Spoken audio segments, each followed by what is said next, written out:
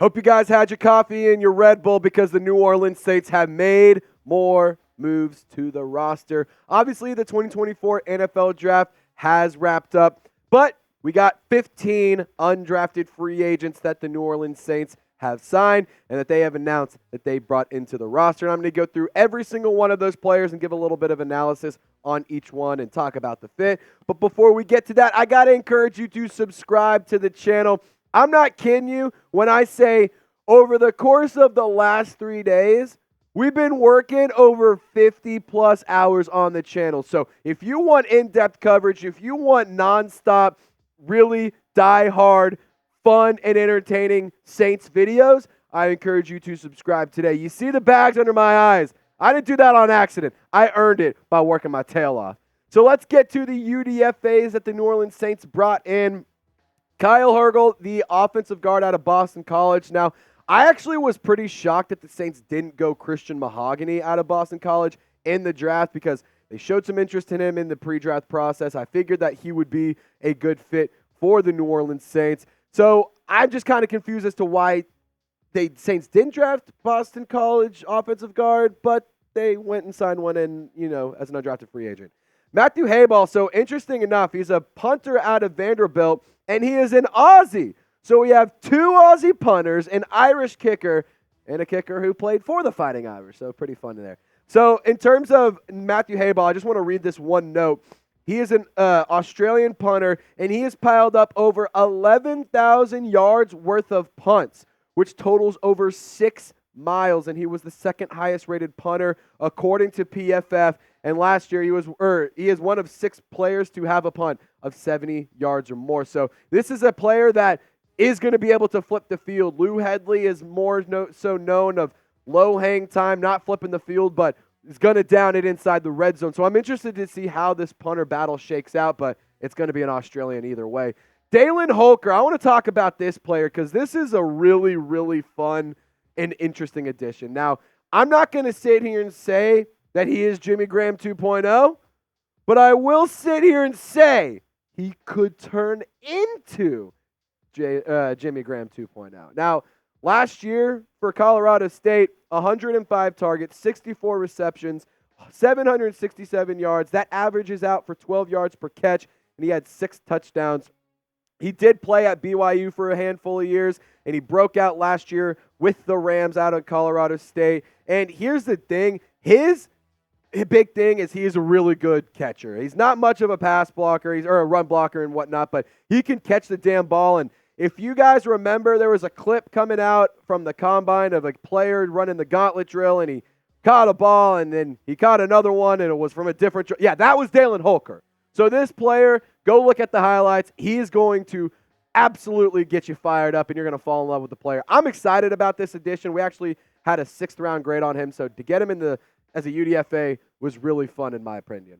So here's another set of players. Jermaine Jackson, he is a wide receiver out of Idaho. He is definitely the kick return specialist, if you will, that the Saints always seem to go and get in the UDFA classes. So Rashid Shaheed a couple of seasons ago, you had Malik Washington last year, and now you go and get Jermaine Jackson. Now, I do like the player in Jackson. I'm going to get more into him in just a second, but Nathan Latu, an edge rusher out of Oklahoma State. My little brother is actually studying engineering out in Stillwater, so shout out to you, baby bro.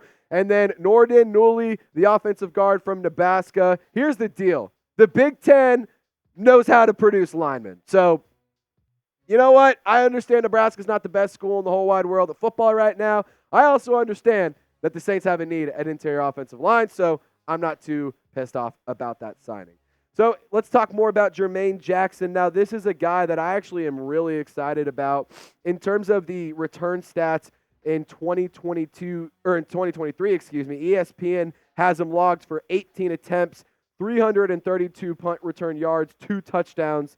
And then on top of that, he had 18 kickoff returns, 468 return yards there as well. So I think that this is going to be a good addition to the Saints special teams. And in terms of the receiving ability, in 2022, almost 1,000 yards with 5 touchdowns. And in 2023, just got under 600 yards, 1 touchdown for Idaho. So I think that this is a pretty interesting move. I'll be interested to see whether or not he does make the roster.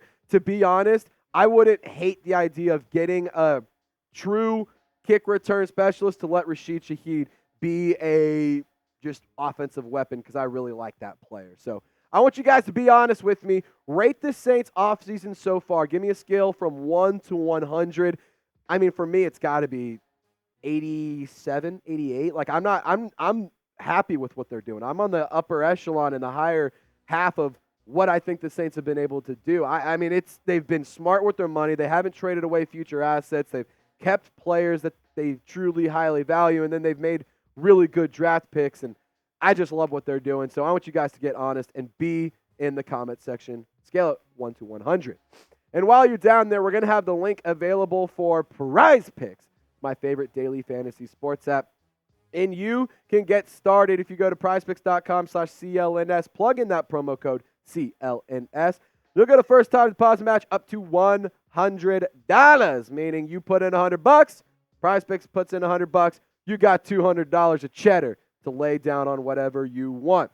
It's daily fantasy sports made easy. You just pick 2 or more players. You choose more or less based on some projected stat lines, and voila, you can go win some real money. So in terms of some projections that I'm rolling with, I like PrizePicks because they don't just have NBA, they don't just have NFL, they don't just have MLB. They have esports, NASCAR, they had combine projections, they had all sorts of cool stuff. And they even had projections on some of the draft picks. So I want to show those here in the future date, but for today, I want to focus in on the season-wide projections because I cannot pass up less than Kirk Cousins and 4,099.5 passing yards. I think that the Falcons are a poverty franchise, and to be honest, Michael Penix is waiting in the rafters now, so I'm really rolling with the less 100% here. Christian McCaffrey, I'm going with more than 5 receiving touchdowns. It felt like he was pretty much good for 1 a game. And then on top of that, C.J. Stroud, yeah, shout out to Jeremy Chuggs. He is a damn good quarterback with a damn good offense and a damn good coach. So I'm going to roll with the more there.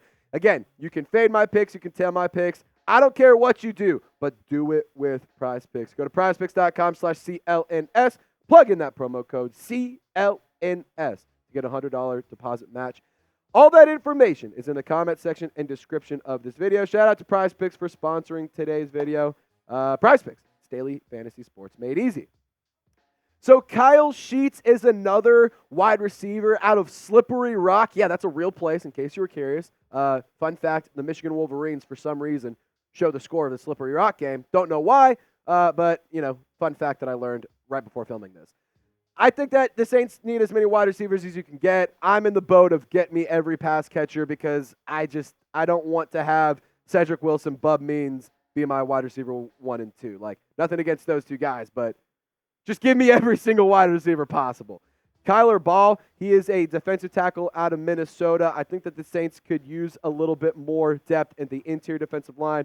But let's focus in on Sincere Haynesworth. He's out of Pearland, Texas. A lot of you guys might be familiar with this name because he played with the Tulane Green Waves. Standing at 6 foot, around 6'1", about 310 pounds. Last year in 2023, he had a pass blocking grade of 75.5 according to PFF, a 72.5 overall offensive grade.